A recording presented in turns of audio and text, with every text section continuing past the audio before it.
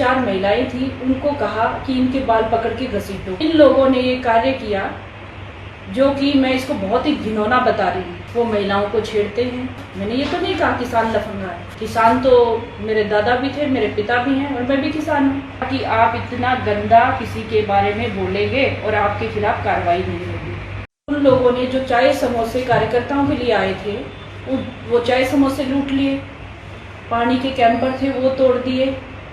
महिलाओं को 4 महिलाएं थी, उनको कहा कि इनके बाल पकड़ के घसीटो, ये दोबारा नहीं आएंगी, दोबारा बैठक का हिस्सा नहीं बनेंगी, इनके बाल पकड़ के घसीटो। जबकि वो महिलाएं थी उसी जगह की, पास के गांव की महिलाएं थी, उन्हीं की बहनें थी। भारत माता की फोटो को तोड़ा गया, पंडित दीनदयाल उपाध्याय जी की फोटो को तोड़ा गया, डॉक्टर श्यामा प्रसाद मुखर्जी की फोटो को तोड़ा गया। भारत माता की फोटो को तोड़ना कहाँ तक उचित है? इन लोगों ने ये कार्य किया जो कि मैं इसको बहुत ही घिनौना बता रही हूँ। ऐसा घिनौना कार्य किया इन्होंने, हमारे मंडल अध्यक्ष और हमारे मंडल महामंत्री को चोट लगी, 2 लोगों को, उन पे वार किया उन्होंने। ये कहाँ तक उचित है? उन लोगों ने ये सारी चीजें की। आप लोगों ने मुझसे पूछा सिंचाई विभाग के दफ्तर में कि उस दिन क्या हुआ। ये चीजें होने के बाद मैंने ये कहा कि वो लोग जो ये सब चीजें करके आए हैं वो लफंगे हैं, वो दारूबाज हैं, वो महिलाओं को छेड़ते हैं, वो ऐसे लोग हैं। तो कौन सा गलत कहा मैंने? क्या मैं गलत हूँ यहाँ पे? मैंने ये तो नहीं कहा कि किसान लफंगा है, मैंने ये तो नहीं कहा किसान लफंगा है। किसान तो मेरे दादा भी थे, मेरे पिता भी हैं और मैं भी किसान हूँ। किसान का मैं बहुत सम्मान करती हूँ। मैं उन लोगों को, उन किसानों को लफंगा नहीं कह रही, मैं उन लड़कों को लफंगा और दारूबाज कह रही हूँ जिन्होंने बीजेपी की बैठक में आके तोड़ फोड़ की, हमारे मान सम्मान को ठेस पहुंचाई। उन लोगों के लिए ये शब्द थे। और आज की तारीख में सब लोग जो आंदोलन का हिस्सा है, ज़्यादातर लोग, सब तो नहीं कहूँगी, ज़्यादातर लोग जो मेरे नाम से प्रसिद्धि पाना चाहते हैं, छोटे मोटे जो घूमते रहते हैं ना, जो प्रसिद्ध होने के लिए, चाहे उसमें महिलाएं भी आ जाती हैं, कई महिलाएं भी हैं ऐसी, जो मेरे परिवार को लेके, मुझे लेके गंदी गंदी बातें वीडियोस बना के डाल रहे हैं, गंदी गंदी बातें कह रहे हैं। इसके लिए मैंने आज आप लोगों को बुलाया था कि उन लोगों को मैं बता देना चाहती हूँ कि ये जो कमेंट करने वाले लोग हैं, पिछली बार मैंने जो रिपोर्ट दर्ज करवाई थी, जो कमेंट गंदे किए थे वो सब भाग गए, सोशल मीडिया अकाउंट से अपनी आईडी तक हटा दी उन लोगों ने। अगर आप लोग जिम्मा लेते हो कि मैंने ये शब्द आपके लिए कहा है और मैं डंके की चोट पर कह रहा हूँ, तो ये कायम रहना, अपना अकाउंट डिलीट मत करना इस बार। फिर साइबर सेल वालों को तकलीफ होती है उनके अकाउंट ढूंढने में, क्योंकि इस बार कार्रवाई जरूर होगी। जो लोग भी गंदगी फैला रहे हैं समाज में, किसने अधिकार दिया उनको गंदा बोलने का? जब हम किसी के लिए गंदा नहीं बोलते, समाज में गंदगी फैला रहे हैं ये लोग, उनको समाज को गंदा करने का कोई हक नहीं है। सोशल मीडिया पे आपको किसने अधिकार दे दिया कि आप इतना गंदा किसी के बारे में बोलेंगे और आपके खिलाफ कार्रवाई नहीं होगी? यही कहना है मेरा आज। जैसे आपने संविधान का जिक्र किया है, इसी संविधान की धज्जियां उड़ा करके कानून पास किए हैं, तो इसके बारे में क्या कहेंगे? संविधान की मुझे ये बताइए, किसने उड़ाई धज्जियां?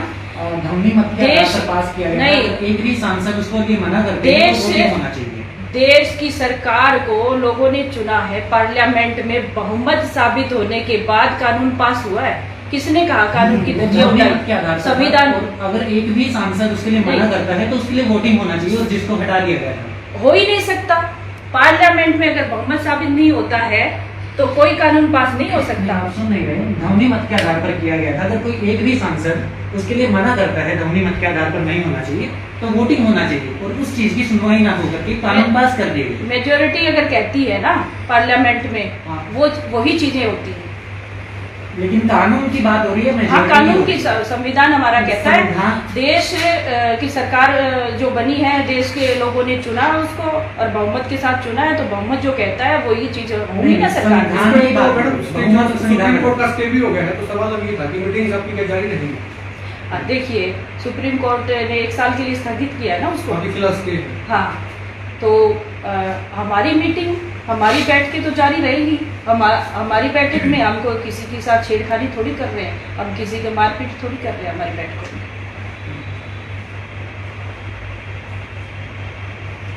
किसान कहते हैं माफी मांगेंगे किससे? वो फेसबुक पे आके जो लोग, मैंने किसी किसान का अपमान नहीं किया, मैंने उन लफंगों का अपमान किया है जो भारत माता की फोटो तोड़ी है। पहले वो माफी मांगे देश के सभी लोगों से जिसने भारत माता का अपमान किया। हम क्यों माफी मांगे? हम किस बात के लिए माफी मांगे? किसानों का कहना है मैडम कि उस गिरोह के अंदर बीजेपी के ही कुछ शख्स थे जिन्होंने ऐसा किया है पॉलिटिकल एजेंडा के रूप में। तो उन किसानों से कहिए ना, उनकी जांच करवाएं, कौन लोग हैं वो। उन किसानों जो किसान को बोल रहे हैं उन किसानों से कहिए ना जांच करवाएं। मैम, आज के ज़माने में जहां मूलभूत सुविधाओं के लिए उन्हें 500 चक्कर काटने पड़ जाते हैं, क्या आपको लगता है कि अगर कोई आम आदमी इतने बड़े मुद्दे पर जांच के लिए कहेगा तो जांचें होंगी? अधिकारीगण उनकी सुनेंगे? किसके कहने पे नहीं होगा? किसके एक कहने? आम इंसान के कहने पे, जो आम इंसान जो ये आरोप आप पर लगा रहे हैं कि ये पॉलिटिकल मुद्दा था, आप बोल रहे हैं कि अगर उन्हें ऐसा लग रहा है तो वो जांच की मांगे करें। जो लोग मूलभूत सुविधाएं मांग रहे हैं उन्हें मूलभूत सुविधाएं नहीं मिल रही हैं तो जांच मूलभूत सुविधाओं से क्या मतलब है? मूलभूत सुविधाएं कौन नहीं दे रहा, किसको नहीं दे रहा? हाल ही में पानी के मामले को लेकर के आप जो है कुछ गांव वासियों के साथ भेजे, उन ग्रामवासियों ने कहा था कि उन्होंने बहुत चक्कर निकाले हैं और उसके बाद जो है अभी तक उन्हें उनकी मूलभूत सुविधा यानी कि जो पानी की मूलभूत सुविधा है वो उन्हें नहीं मिली है। तो मूलभूत सुविधाएं मांग रहे हैं लोग, वो नहीं मिल रही हैं, तो क्या लगता है कि जांच की मांग करेंगे? तो उसका उन्हें उदाहरण तो मैं बैठी हूँ आपके सामने। उनको सुविधाएं नहीं मिल रही तो मैं भी तो खड़ी होती हूँ उनके साथ। हम मुख्यमंत्री जी तक बात करते हैं और कार्रवाई होती है। उन्होंने 3 तारीख तक का समय दिया, करके देंगे 3 तारीख तक। नहीं करके देंगे तो हम मुख्यमंत्री जी से बात करेंगे। तो क्या सोनाली फोगाट नहीं होंगे तो किसानों को पानी नहीं मिलेगा, वो चक्कर काटते रहेंगे? इस बार तो आप चले गए और अगर आप नहीं जाते तो- मैं ये नहीं कहती कि सिर्फ मैं ही करवाऊंगी। हर किसी को अपना हक मांगने का अधिकार है, हर कोई मांगता भी है। आज को सब लोग मीडिया में अपनी बात रखते हैं और बात पहुंचती भी है। सोशल मीडिया पे ही अपनी बात रखते हैं तो भी पहुंच जाती है सरकार तक, और सरकार ईमानदारी के साथ अपना काम कर रही है। परिवार पर भी और पर्सनल लाइफ के ऊपर भी कुछ सवाल उठाए जा रहे हैं आपको, क्या करें? बिल्कुल, परिवार पे भी बार बार क्या क्या नहीं कहा जा रहा है और मेरी पर्सनल लाइफ, मेरे प्रोफेशन को लेके सवाल उठाए जा रहे हैं। मैं आप लोगों से पूछना चाहती हूँ कि आप लोगों ने जो पत्रकारिता शुरू की तो अपने मन से की होगी ना, कि मुझे डॉक्टर इंजीनियर नहीं बनना, भाई मुझे तो पत्रकार बनना है। उसी तरह से मैंने भी अभिनय क्षेत्र को चुना। मैं राजनीति से पहले अभिनय क्षेत्र में थी, मॉडलिंग करती थी, बहुत अच्छे अच्छे ब्रांड्स के लिए मैंने मॉडलिंग की है, बहुत सारा काम किया। पिछले 20 सालों से मैं काम कर रही हूँ अभिनय क्षेत्र में। किस तरह के कपड़े पहनती हूँ, किस तरह का डांस मैं करती हूँ, किस तरह की मेरी परफॉर्मेंस रहती है, वो मेरा अपना नज़रिया है, मेरा अपना, मैं स्वतंत्र हूँ उसके लिए, जो करने के लिए। आप हर आदमी अपना काम करने के लिए स्वतंत्र है, कोई किसी को बातें नहीं कर सकता कि आप काम छोड़ दो। मुझे सोशल मीडिया पे लोग आके कहते हैं कि आप इन दोनों में से एक प्रोफेशन को चुनो।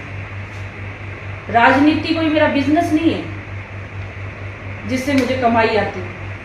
राजनीति में खर्चा होता है। आप लोगों के सपोर्ट में जब उतरते हैं, राजनीति करते हैं, सोशल वर्क करते हैं, तब आपकी जेब से खर्चे होते हैं, ना कि आपको वहाँ से पैसा आता है।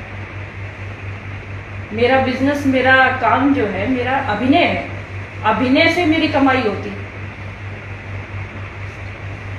तो क्या बैठ के इसी प्रकार जारी रहेंगे, किसान विरोध करते रहेंगे? बिल्कुल, बैठ के हम क्यों रोकेंगे? बैठ के रोकने का सवाल ही पैदा नहीं होता। क्या कानून और नियम उनके लिए अलग बने या हमारे लिए अलग बने? जिस तरह से उनको आंदोलन करने का अधिकार है, उसी तरह से हमें भी बैठ के करने का अधिकार है। हम भी बैठक करेंगे अपनी। अभी आप कह रहे थे कि बहुत सारी महिलाएं जो है आपको फेसबुक पर आकर के भला बुरा कह रही हैं। उनमें एक पूनम पंडित भी हैं, उन्होंने भी लाइव आकर के आपके बारे में काफ़ी कुछ कहा है, तो क्या कार्रवाई उन पर भी करवाने वाली है? देखिए, बहुत सारी महिलाएं हैं, मैं तो जानती नहीं हूँ कौन है ये पूनम पंडित, लेकिन हर कोई आजकल तो सोशल मीडिया पे आके जब वो देखो सोनाली फोगाट के लिए बुरा भला बोल रहा है, क्योंकि हर किसी को फेमस होना चाहता है हर कोई, और मुझे कहता है फेमस होने के लिए। तो मैं उनको बताना चाहती हूँ कि मुझे फेमस होने की ज़रूरत नहीं है। मैं पिछले 20 सालों से अभिनय क्षेत्र से जुड़ी हूँ, मुझे बहुत सारे लोग जानते हैं। और जानना क्या होता है, एक पहचान, वही फेमस या प्रसिद्धि होती है, एक पहचान पा लेना। और मैंने अपनी पहचान बनाई है, तो उस पहचान को और बनाने की ज़रूरत नहीं है। पूरे देश भर में लोग मुझे जानते, देश में भी जानते, विदेशों में भी लोग जानते हैं। और मेरे जब मैं अभिनय के क्षेत्र में जो चीज़ें करती हूँ, या मेरे सोशल मीडिया पे म्यूजिक वीडियोस जो रहते हैं, उसमें मिलियंस में फॉलोअर्स मेरे हैं, मिलियंस में मेरे व्यूज़ आते हैं। तो मुझे प्रसिद्धि की ज़रूरत नहीं है। हिंदुस्तान का नंबर 1 शो कर चुकी हूँ मैं, बिग बॉस। मुझे प्रसिद्धि की ज़रूरत नहीं है। प्रसिद्धि की ज़रूरत उनको है जो लोग मेरे नाम से अभी वीडियोस बना रहे हैं, उनको प्रसिद्धि की ज़रूरत है। शायद वो लोग सोचते हैं कि ये सब करके हम नाम कमा लेंगे या प्रसिद्धि पा लेंगे। और उन्होंने, अगर जो आप जिनकी भी बात कर रही हैं, अगर उनको पता नहीं है, अगर उन्होंने गलत बोला है, कानून के दायरे में रह के नहीं बोला है, तो उनके खिलाफ कार्रवाई ज़रूर होगी। अभी मनोज राठी जी ने भी कहा था मैडम कि हस्बैंड को लेके कुछ खुलासा करेंगे, हमारे पास में कुछ ऐसा है, हम चाहे FIR भी करवा सकते हैं, हम डरते नहीं हैं, DIG साहब को बोल दीजिए, वो आपकी बात सुनते होंगे, हम नहीं डरते। उस विषय भी कहते हैं इस तरह के लोग इसके अलावा कुछ नहीं कर सकते। उनसे मैं कहना चाहती हूँ, आपने एक दिन पहले भी बोला था, 2-4 महीने पहले, आपने किया क्यों नहीं? घर क्यों बैठे? आप लेके आइए ना, सब चीज़ें निकाल के लाइए, मैं तैयार हूँ, आप लेके तो आओ। आपको किसने रोका? किसने हाथ पैर जोड़े आपके जाके? आप लेके आओ ना। रिपोर्ट तो हम करवाएंगे अब दर्ज उनके खिलाफ। उन्होंने किस बेस पे बोला है ये? हम लोग करवाएंगे। आपने देखा होगा पिछले बार जब उन्होंने बोला था, तो मेरी सास ने उनको चैलेंज किया था कि मेरे बेटे के बारे में अगर आप ऐसा बोलते हो तो आपको कोर्ट में मेरा इसका सामना करना पड़ेगा।